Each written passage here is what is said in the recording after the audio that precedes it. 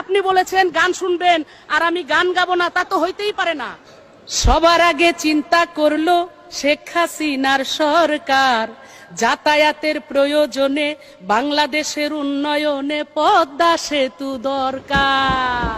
তবে একটা জিনিস ভালো লাগছে, আমি সেটা বলতেই চাই। কয়েকদিন আগে আমি সিডনিতে, অস্ট্রেলিয়া সিডনি মেলবোর্নে প্রোগ্রামে গিয়েছিলাম মাননীয় স্পিকার।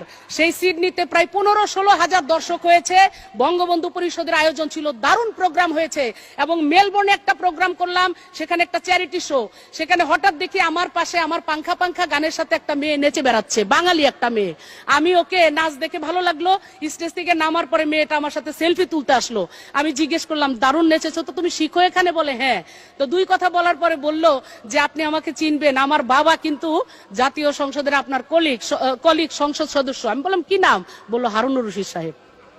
আমি একটা বক্তব্য শুনলাম যে উনি বলেছেন যে আমরা এখানে অনেক কোরআন হাদিসের কথা বলি, যেই কারণে সংসদে এখন কোরআন হাদিসের কথা অনেকেই বলেন না।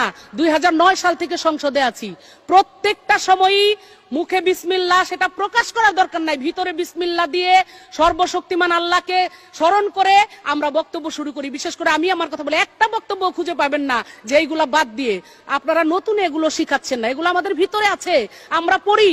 কুরআন শরীফের গিরিশচন্দ্র সেনের বাংলা থেকে শুরু করে এমন কোন বাংলা তর্জমা নাই যেটা অনেকবার না পড়েছি।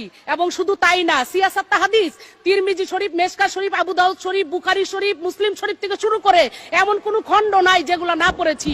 এগুলা প্রকাশ করার জিনিস না, এগুলা হলো আমল করার জিনিস, যেটা আমার নেত্রী শেখ হাসিনা আমল করেন।